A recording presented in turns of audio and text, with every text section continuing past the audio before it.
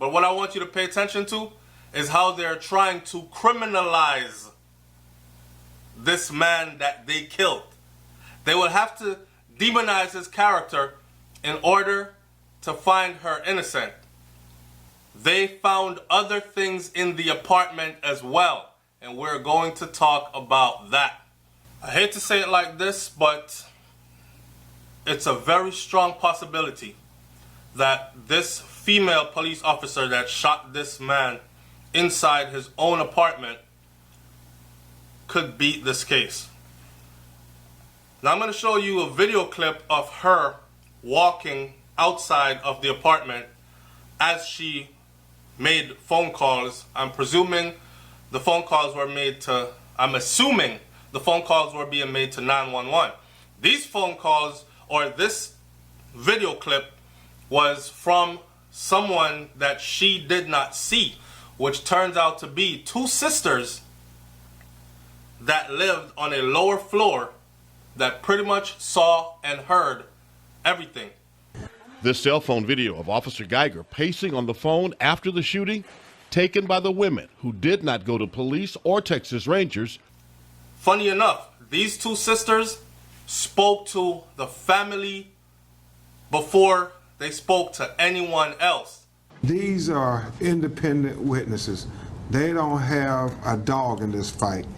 The story says evidence from Botham Jean's apartment supports Dallas police officer Amber Geiger's account that she shot Jean from across the room as she stood inside his apartment door. Two law enforcement officials with direct knowledge of the case told the Dallas Morning News exactly this. The evidence, at least so far, doesn't conclusively show whether the door was unlocked or the door was ajar. We just don't know, said one of the two law enforcement officials who spoke on the condition of anonymity because they weren't authorized to discuss the case publicly. Jean's family has said that they don't believe he would have left the door open. They don't? Okay. Watch how they will make it seem that he probably got high and left the door open. He was so high he forgot to close the door. He's from the Caribbean anyways. Black man from the Caribbean, most of them smoke marijuana. General assumption. Look, court records obtained Thursday shows Dallas police also found, among other things, 2 spent cartridge casings and 10.4 grams of marijuana. Alright, so for the viewers who are not marijuana connoisseurs, this is exactly what 10.4 grams looks like. As you can see, it's sitting on the scale, and the scale reads 10.4 grams. In the apartment. I have a theory on this. The law enforcement officials said that the marijuana was just sitting right there on the kitchen counter. So this man left his door open, went to bed with marijuana just sitting on his kitchen counter. An attorney for the family was not available at the moment, at that time, on Thursday, to comment. Geiger, who lives directly below Jean, so this officer who killed him lived directly below him. She shot and killed him around 10 p.m. September 6th, after she says she drove to the wrong level of the parking garage and mistook his apartment for her own.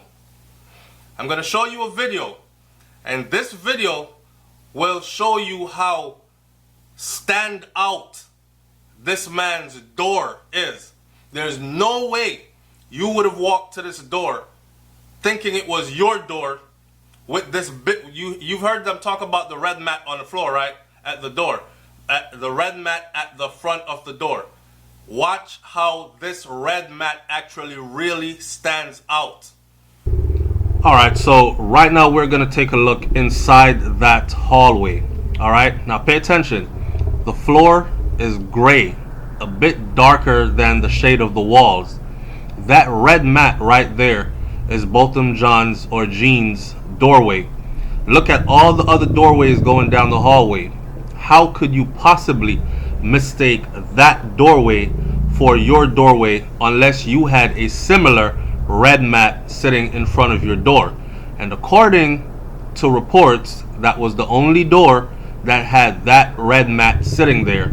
Ironically, it was put there by his mother because his mom said everything looks alike in here and she wants him to not mistake another door for his own door. Take a look at that. Look at it. How could you have mistaken that for your door? Does it not stand out?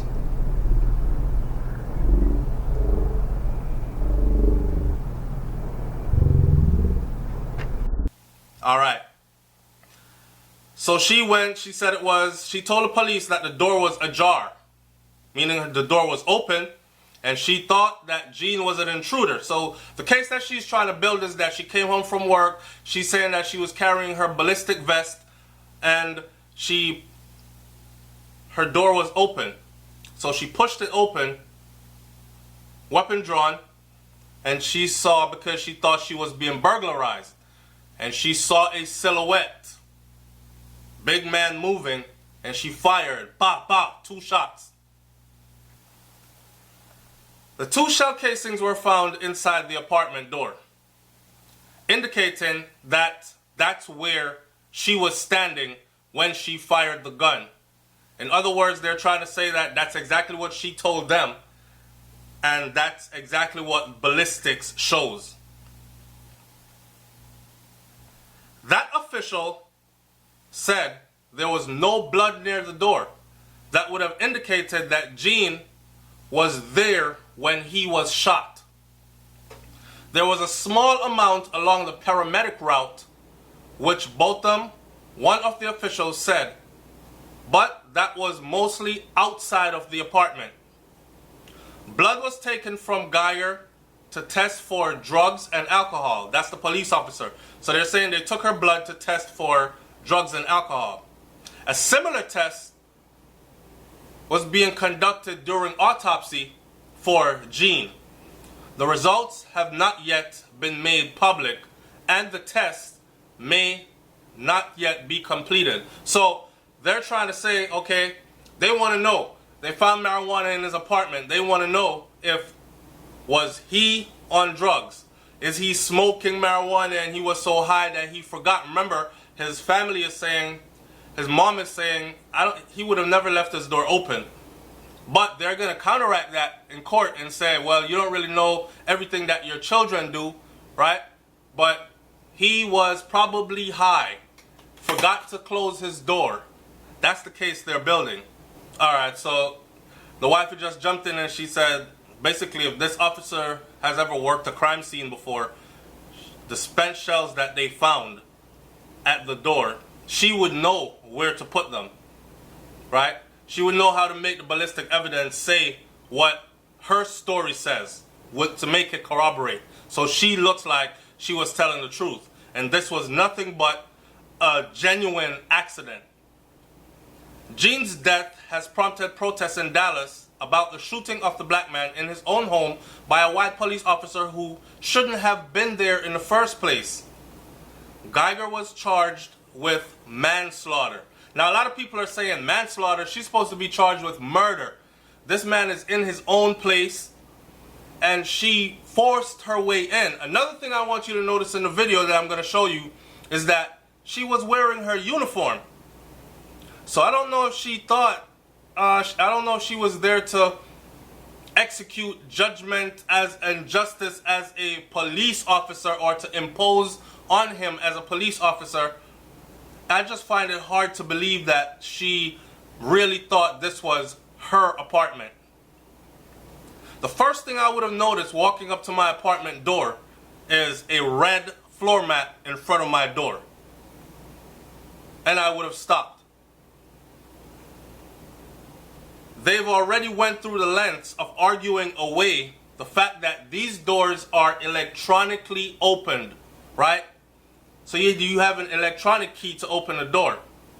How did she argue that away? She's saying that the door was already open when she got there, which combats the story, which is being the other side of the story, which corroborates with witnesses who are saying they heard her screaming, "Let me in, let me in." Why would she be screaming, "Let me in, let me in," if the door was already open? A search warrant obtained by Dallas police says, listen to this, an unknown male inside the apartment confronted the officer at the door.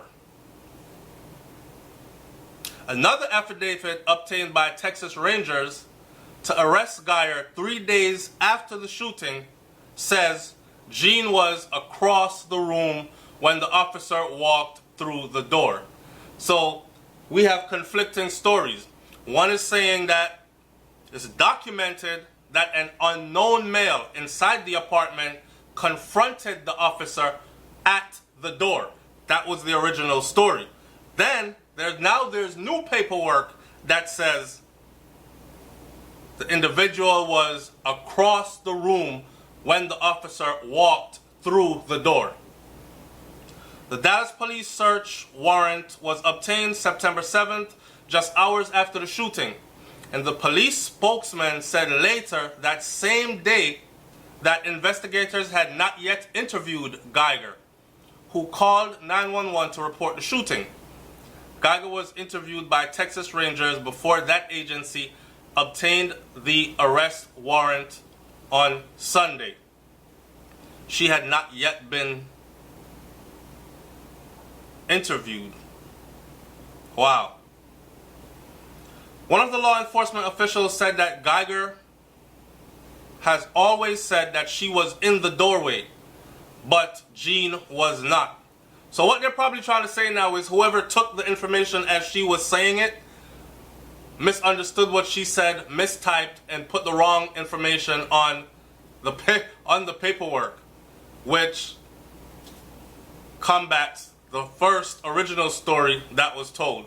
Because there are two paperwork out there now. One saying this unknown male confronted the officer at the door, and now there's another one saying he was across the room.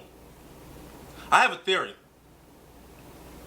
A good defense attorney will coach their client into saying that door was open when you got there. Got it? Why? Because those doors are opened by electronic key. So the only way you could have gotten in is if either A, you had a key, or B, the door was left open, or C, the person who lives in there and was in there that you killed actually came to the door after hearing your ramblings and opened their door. We don't want that to come up in court, because if he came to the door and opened the door, probably your neighbor trying to come to your rescue and you ended up shooting him. That won't look so good in court. Let's go with the theory of the door was already open. This is where he stood when he was shot and where he fell, is what that law enforcement official said. Now, they're saying he said, why did you shoot, or why did you do that when he was shot? I don't think he would have just stood there across the room. Somebody walks into your apartment. You confront them, right? Whether it's dark and you're a silhouette alone or whatever, you're not just going to stand there and then after you're shot, you say, why did you do that? And just fall in the same spot you were shot in. I would think he would probably dive for cover realizing he was shot, or roll around. It's very weird that he was, this police officer, law enforcement officer is saying he stood there and that's where he was shot and he fell right where he was shot. So what you see is a trend of them already corroborating with her story to make her be in the right. or as least guilty as possible, to strip this all the way down from murder to manslaughter to accident. Geiger said the apartment was dark, and when she saw a large silhouette, she thought that she was being burglarized. The arrest warrant affidavit says. She said that she drew her gun, gave verbal commands that were ignored by the man she took to be a burglar, and she fired twice. This is what investigators wrote. Jean was struck in the torso and was rushed to Baylor University Medical Center, where he was pronounced dead. Geiger had parked on the 4th floor instead of the 3rd floor, where her apartment is.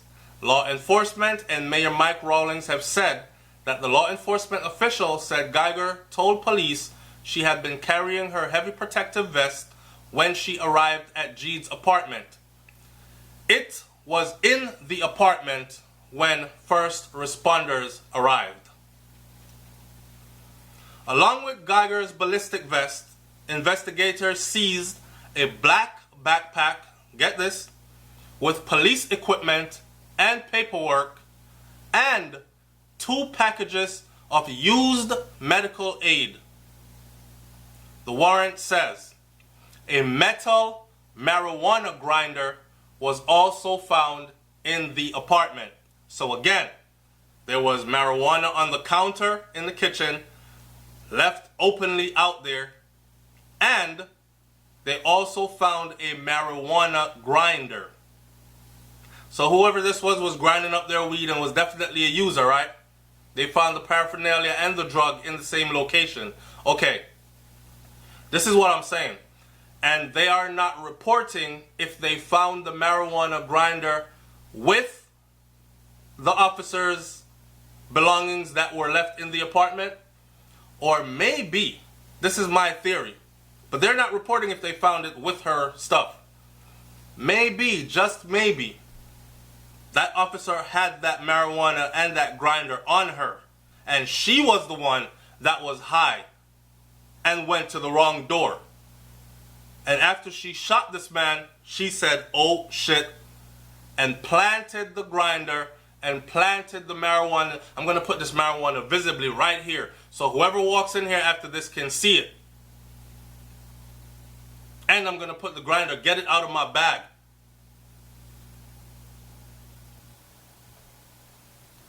Attorney for Jean's family, Lee Merritt, said 2 independent witnesses who came forward to say they heard knocking on the door in the hallway before the shooting.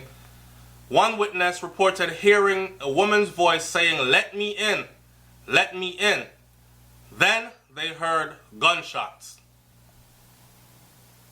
So they heard let me in, and gunshots. Maybe this man thought she was running for her life. She needed help. Let me in, let me in. Was it that kind of a let me in? Or was it a command? Let me in. Either way, jumping out of your sleep, you might not be able to tell. And being a good-hearted person, he probably thought he was helping his neighbor out, right? Let me open my door and let her in, give her a safe place to hide if something's going on out there, whatever. But it's funny that the neighbors heard, let me in, and then, pow, pow. Which tells me, let me in means the door was not open, but became open after yelling, let me in, and then gunshots. If you're yelling to someone, let me in, you know you're at the wrong apartment. You know it's not your apartment. This case is as sticky as it gets. This brother worked at an accounting firm. His funeral was Thursday, and his body will be flown to the Caribbean island of St. Lucia, where he is from. That police officer is free on a $300,000 bond after turning herself in at the Kaufman County Jail. This case has been picked up by the grand jury and is to be decided if charges will be upgraded to murder, will stay at manslaughter, or possibly be dropped. We continue to pay attention. Leave your comment in the comment section below and tell me what you think. Give me your theory of what happened and what you think the outcome of this will be. I'm out. Peace.